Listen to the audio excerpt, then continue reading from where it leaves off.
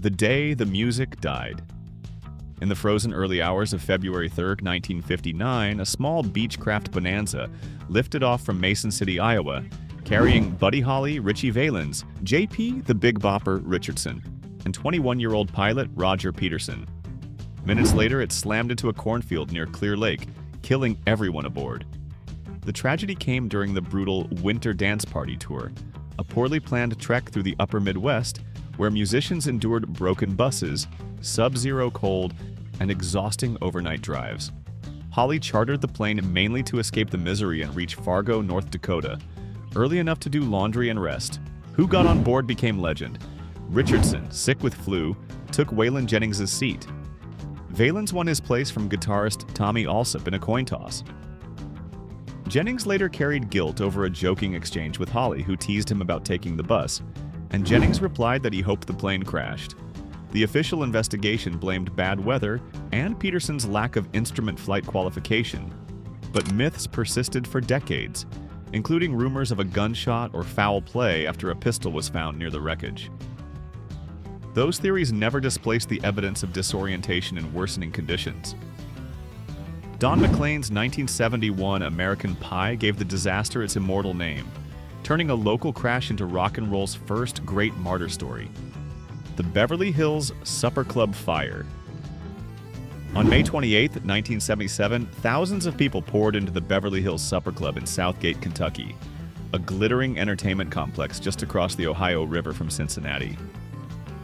The main attraction was singer and television personality John Davidson, scheduled to perform in the Cabaret Room, where the crowd was packed far beyond safe limits.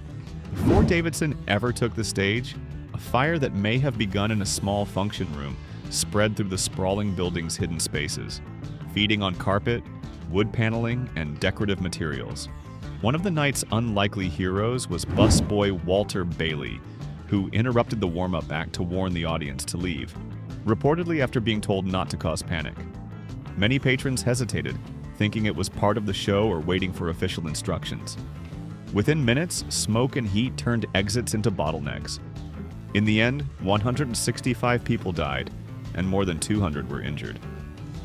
The official cause was never definitively proven, with electrical failure often cited, but rumors of arson and mob involvement have persisted for decades, partly because the club's earlier history was tied to illegal gambling.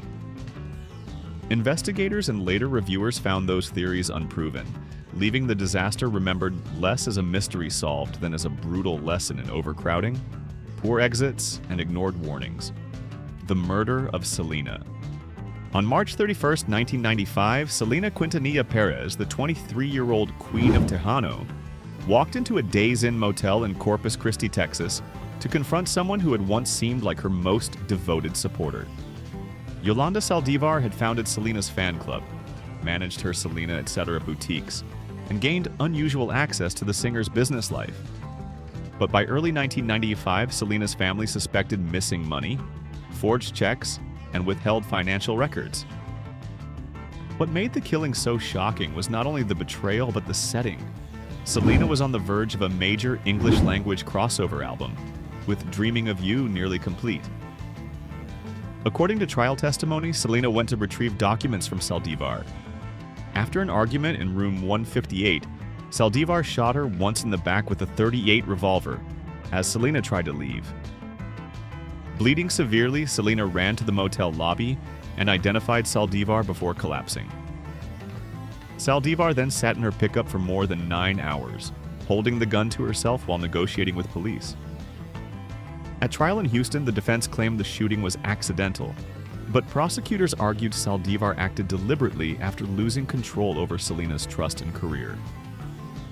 On October 23, 1995, she was convicted of murder and sentenced to life in prison, while Selena's image only grew larger, transforming her from regional superstar into a cultural icon, frozen at the moment before global fame. Great White at the Station nightclub. On February 20, 2003, fans crowded into the Station, a small roadhouse-style club in West Warwick, Rhode Island, to see Jack Russell's Great White, a touring version of the 1980s hard rock band. Just seconds into the opener, Desert Moon, tour manager Daniel Beekle triggered indoor pyrotechnic gerbs behind the band. The sparks looked routine at first, almost like part of the show, until they ignited polyurethane foam installed around the stage for soundproofing. Within roughly a minute, flames had climbed the walls and ceiling. Within minutes, the club was an inferno.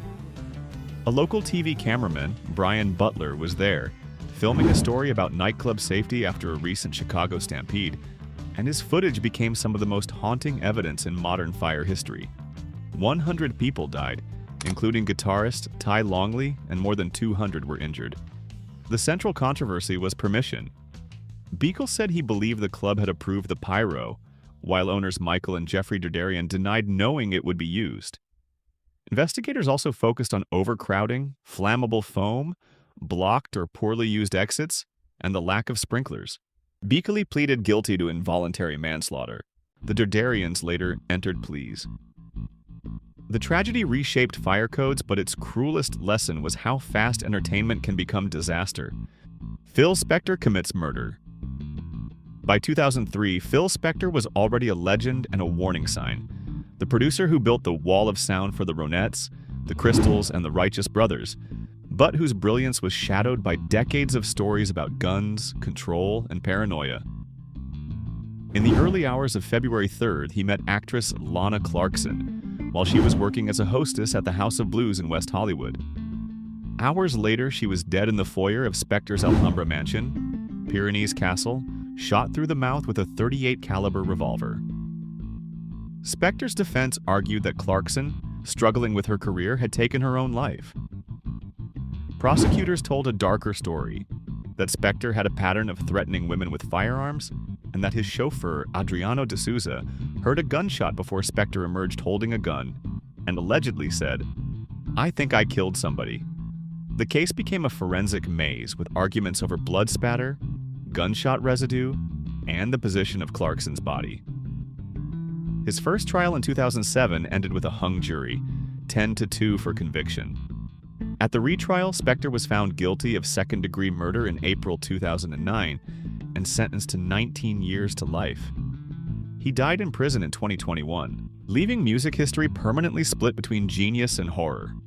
The Astroworld Crush. On November 5, 2021, Travis Scott's hometown festival at NRG Park in Houston turned from a triumphant comeback into one of America's deadliest concert disasters.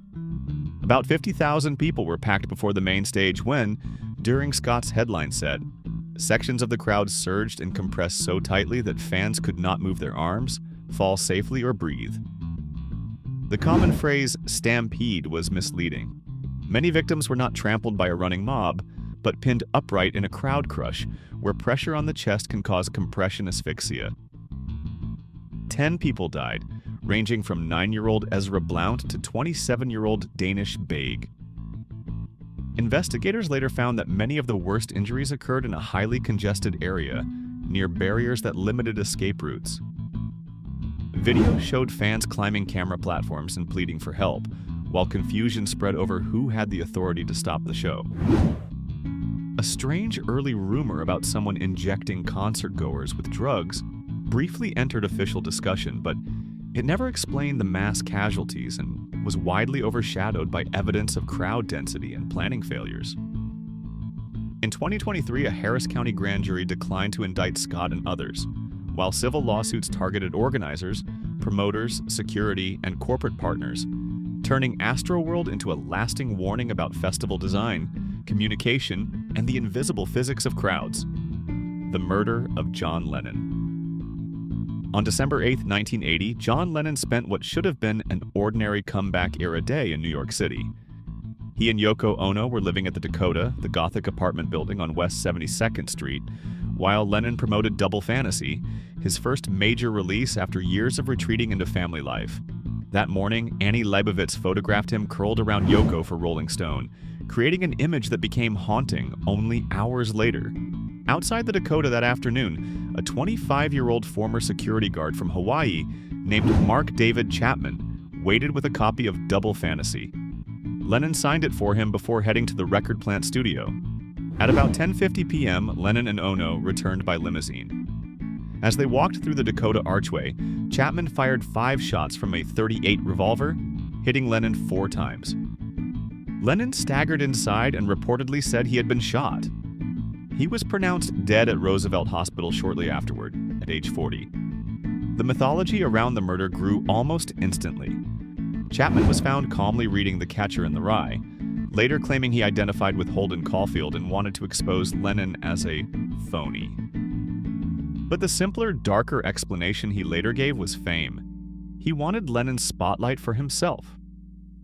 His guilty plea avoided a public insanity trial, leaving behind one of rock history's most chilling collisions between celebrity, obsession, and random violence.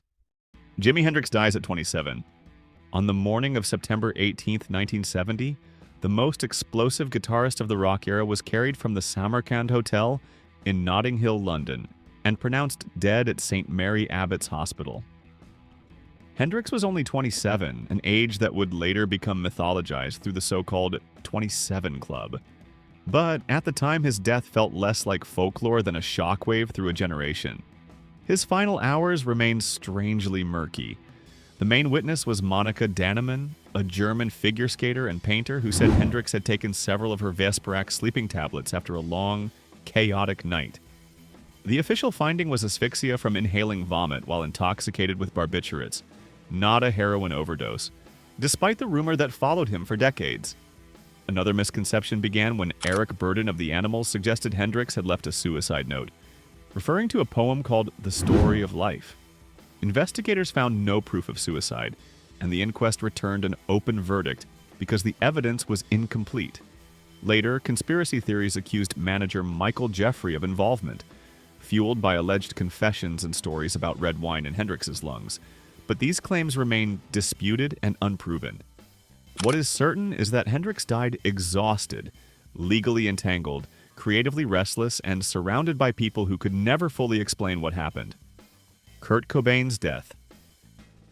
On April 8, 1994, an electrician named Gary Smith arrived at Kurt Cobain's Seattle home to install security lighting and noticed a body in the small greenhouse above the garage. Cobain had been dead for roughly 3 days. He was 27, and the official ruling was suicide by a self-inflicted shotgun wound, with a note nearby addressed to Boda, his childhood imaginary friend. The tragedy did not come out of nowhere. Only weeks earlier, on March 4th, Cobain had collapsed in Rome after mixing champagne and Rohypnol, an incident publicly called an accident, but later widely described by those close to him as a suicide attempt. After returning to the U.S., friends and family staged an intervention, and Cobain briefly entered a rehab center in Los Angeles before leaving and vanishing. The case became a magnet for conspiracy theories, partly because Cobain's heroin level was extremely high, partly because some questioned the handwriting in the note, and partly because private investigator Tom Grant, hired by Courtney Love before Cobain's body was found, later argued the scene was suspicious. Seattle police and the medical examiner have repeatedly stood by the suicide ruling, including after reviewing old case files and undeveloped photographs in 2014. But the mythology persists because Cobain was not just a rock star. He had become the reluctant voice of a generation that watched its own alienation turn fatal. The Rolling Stones at Altamont. On December 6, 1969, the Rolling Stones tried to end their American tour with a free festival that would answer Woodstock on the West Coast. Instead, Altamont Speedway near Livermore, California, became shorthand for the nightmare underside of the counterculture. The location was chosen only days before the show, after other sites fell through, and hundreds of thousands arrived to a bare racetrack with poor planning, bad acoustics, little medical support, and a stage so low it almost invited the crowd onto it. The most infamous decision was using the Hells Angels as security. Depending on the account, they were hired by the Stones team or informally recruited through the San Francisco scene, with payment often described as $500 worth of beer. By the time Jefferson Airplane played, angel violence was already visible. Singer Marty Balin was knocked out after trying to intervene in a fight. When the Stones finally performed after dark, Mick Jagger pleaded for calm, but the mood kept collapsing. During Under My Thumb, 18-year-old Meredith Hunter, wearing a bright green suit, was attacked near the stage and fatally stabbed by Hell's Angel Alan Pissarro. The killing was captured in the documentary Gimme Shelter, including footage suggesting Hunter had drawn a revolver. Passaro was later acquitted on self-defense grounds. Altamont's legend as the day the 60s died is simplistic, but its chaos exposed how fragile the era's peace and love mythology could be.